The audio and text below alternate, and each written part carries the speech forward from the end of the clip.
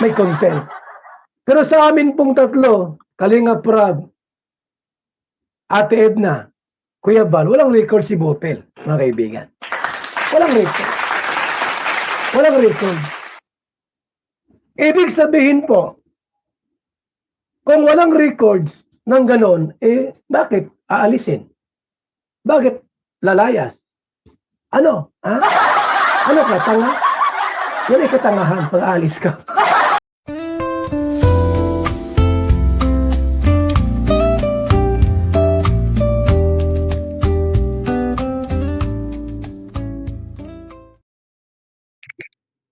Ayun, shoutout po mga kalingap. Good morning po, Good evening. Good afternoon sa lahat, saan man kayo naroroon ngayon, At welcome to my YouTube channel, Roselski TV. At andito po tayo, para i-topic ang isang issue, na kinasasangkutan ng ating kasamang reactor ng kalingap, nagsalita na po si Kuya Val, si Kalinga Prab kagabi lang, at talagang grabe itong naging issue na to, sa isang reactor.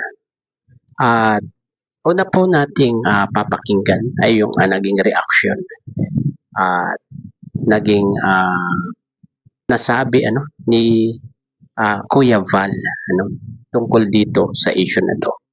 Ito po ay nabuksan gawa ng pagla-live ni Ate Edna nung nakaraang araw at meron siyang natanggap na screenshot na sangkot ang isang reactor. Ito po panoorin na po natin ang naging pahayag ni Kuya Val. May mga galing sa Kalingap, meron may mga galing sa Kalingap, kaya umalis, kinawala, ang target nila, kami na. Kami na yung pinagmumura. Si Bopil po ba ay pinagmumura ba kami? Pinagmumura ba si Ate Edna ni Bopil, Kalinga Prab, or ako? Walang records. Sa loob ng 5 taon, walang records si Bopil on public, na minumura kami. Maring sa mga group chat, may mga sabuatan. Sa group chat, may mga sabuatan. Wala group chat nyo yan Group chat nyo yan. Sa akin po, pag wala sa public, hindi nag-live, tapos pinagmumura kami, walang kaso sa amin. Walang problema yun, mga kaibigan. Kung in private, group chat ninyo, o kaya ako o sino man, inaway tayo, walang problema yun, walang dahilan, ba't mo siya alisin or palayasin sa Kalingap. Walang record si Bopil po. 5 years na po siya sa Kalingap. Walang record si Bopil na pinagmumura kami. Wala. Anong dahilan bakit aalisin o tatanggalin or umalis? Wala mang dahilan po. Walang records mula pa noon na inaway tayo in public o sa live. Inaway tayo. Wala mang ganon. Yung iba po, mayroong may iringan, may awayan, may content, like kay Papa Dan. May content. Pero sa amin pong tatlo, Kalinga Prab, Ate Edna, Kuya Val, walang record si Bopel, mga kaibigan. Walang record. Walang record.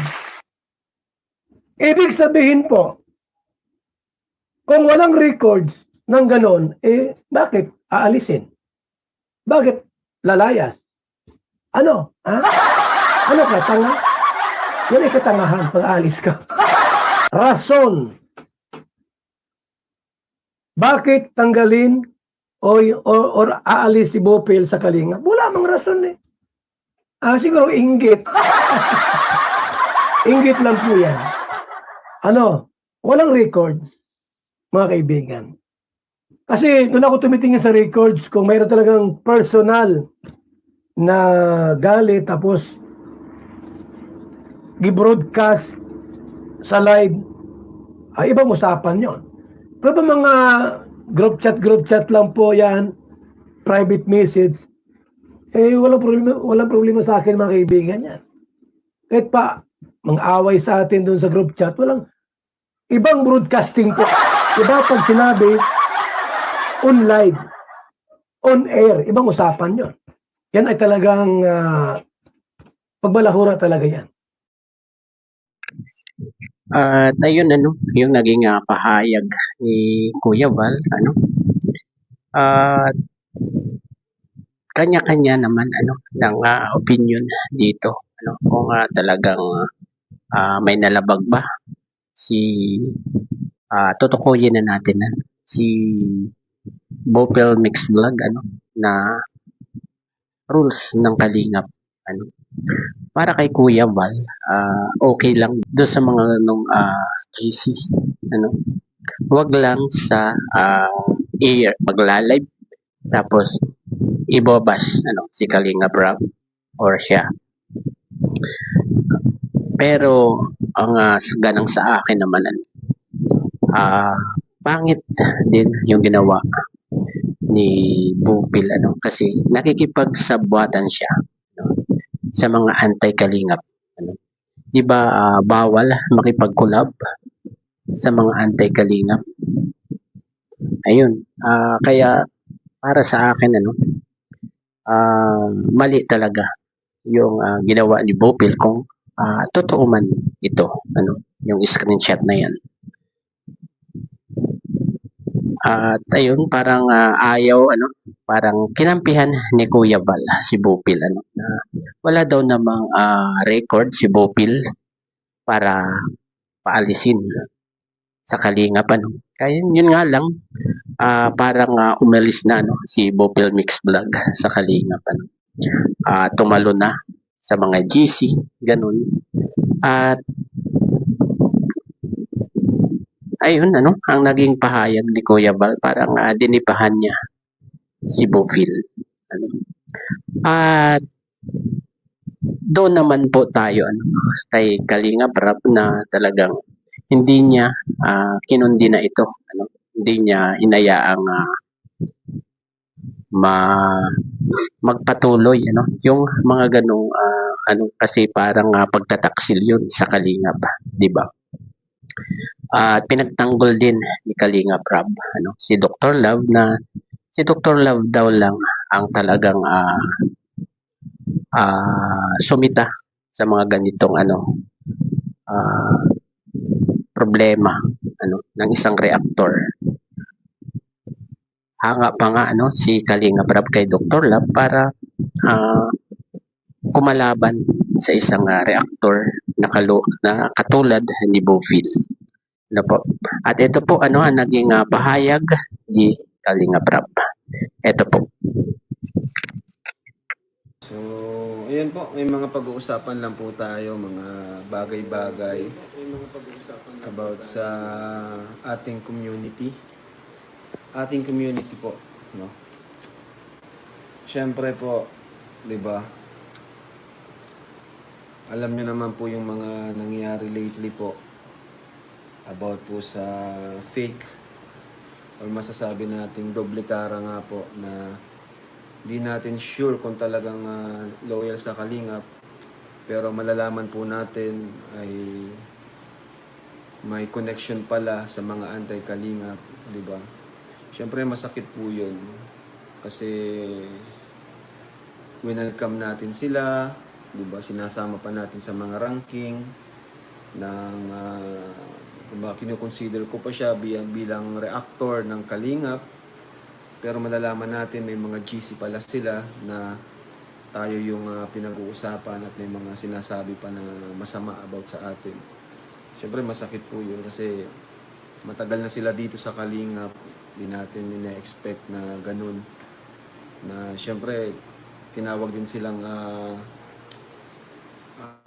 tawag dyan, defender ng Team Kalingap. Pero yung pala, patalikod tayong binabanatan ng hindi natin alam. Parang ano ba, parang pinagtitripan tayo. Parang ganun, parang nakakaloko.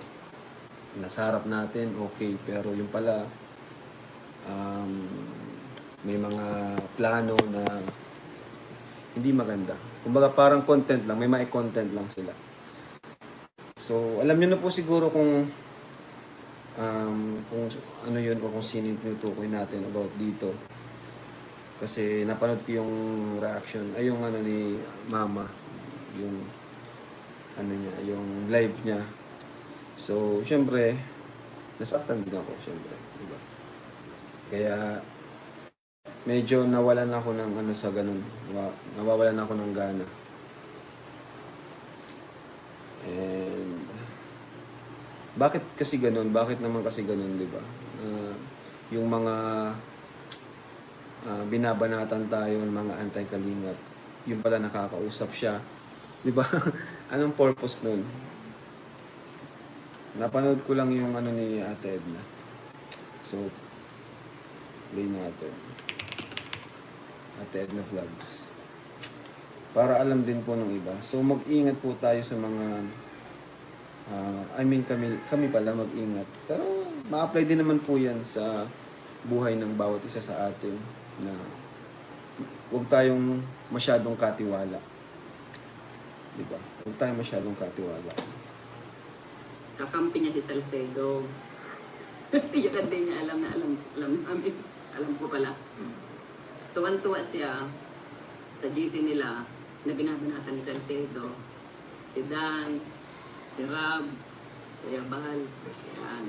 So, Ito po yung napanood ko yung ano ni Ate ano Edna. rin po yan sila, grupo din yan sila. Dikit-dikit sa Kalingap. Ba't di na lang sila ang umalis para tumahimik o, di ba? Kasi nga, yung contents kaya ayaw Manila, hindi sila makaayaw.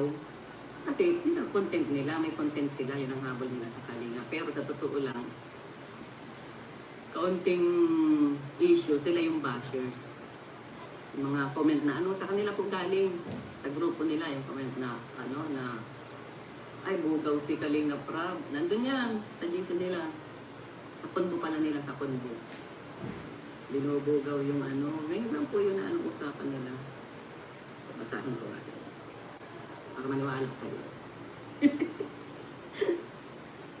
Tapos nandun yung ano, yung wala daw utak. Ayun, walang ano, kasi nag-order sa velvet box.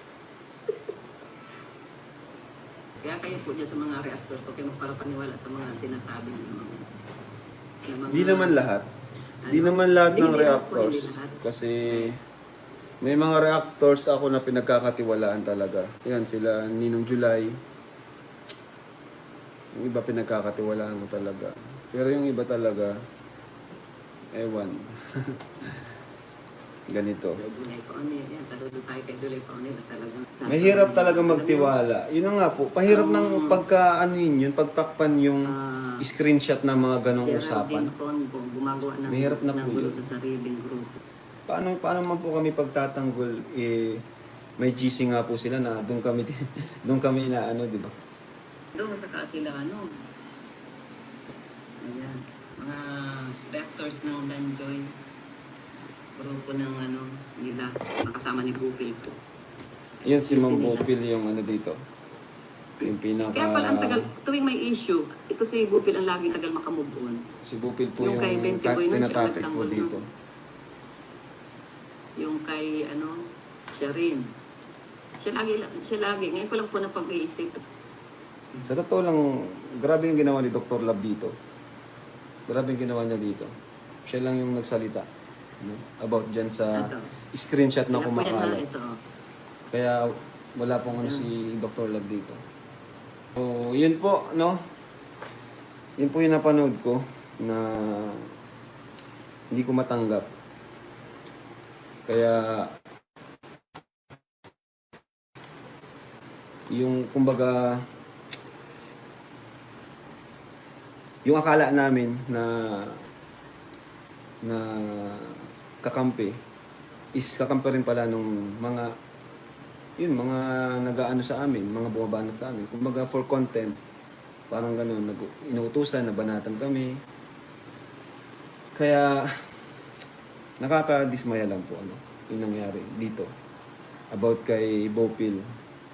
Kay Bopil na ganun nga, na nasangkot siya dun sa GC na yon, and may mga sinabi siya about sa amin doon na di ko inaasahan po. Na di ko alam kung ano explanation niya dito, pero may screenshot po kasi, may mga screenshot po kasi. So parang hirap ng yun. Kaya yun, siguro kung makita niyo yung screenshot, baka maano rin po kayo. Pero sa ngayon, yun po ang decision ko. Kung kay Kuya Bal, okay siya, pero sa akin po, hindi po. So, hindi ko na po siya muna i-consider as reactor ko po. Hindi ko muna siya consider as reactor ko. Kung kay Kuya Bal, okay siya, pero sa akin po ay hindi po. Kaya, pasensya na po kayo, yun po yung napagdesisyonan ko. Kasi ayoko po sa ganun. Ayoko po sa taong ganun na okay yung pakikisama. And inaano po natin, okay yung pakisama natin sa kanila. Pero, yung pala, may mga tinatago pala about sa atin. Or, yun, may mga kinakampihang anti-Kalinga. Yung mga nagbabalawra sa atin, kakampi niya pala. Kaya yun, at di ko na muna po siya sasama sa mga ranking ko and sa mga reactors ko. Mga reactors ko, si Bopil. Kaya yun po yung napagdesisyonan ko. Pasensya na po kayo kung may mga supporters niya dito, pero yun po kasi yung nakita natin. Andun na yung mismo yung sa screenshot mga sa convo nila. Kaya yun po, pasensya na po. Yun po. Hindi ko na muna po siya reactor. So, At yun po ang naging pahayag ni Kalinga Prab tungkol dun sa issue na kinasasangkutan ni Bopil, na natuklasan ni Ate Edna. At nagdesisyon na kakaagad si Kalinga Prab na alisin si Bopil sa kanyang mga reactor. Although okay lang siya na reactor pa rin siya ni Kuya Bal, kasi parang dinipahan nga ito ni Kuya Bal nung una, di ba? At siguro tama na rin nung ginawa ni Kalinga Prab para hindi na pamarisan ng iba na makipag-collab sa mga anti-Kalinga. Tama rin si Kalinga Prab na sinabi niya na maganda naman ang pakikisama niya, tinanggap ng maayos sa Kalingap, pero ang hindi nila alam yung mga tumitira sa kanya na mga anti-Kalingap ay nakakausap pala ni Bopil, at masakit yon para isang katulad ni Kalinga Prab na nagtiwala, di ba? At ayun, hanggang dito na lang po muna siguro ang ating konting vlog dito sa issue ni Bopil. Ayun, wag na lang po natin iba siya sa kanyang nagawa, sa kanyang pakikipagsabwatan sa anti-Kalinga like Joel Salcedo. At ayun, hanggang dito na lamang po. Bye-bye. God bless po sa lahat. Peace. One Kalingap, one family.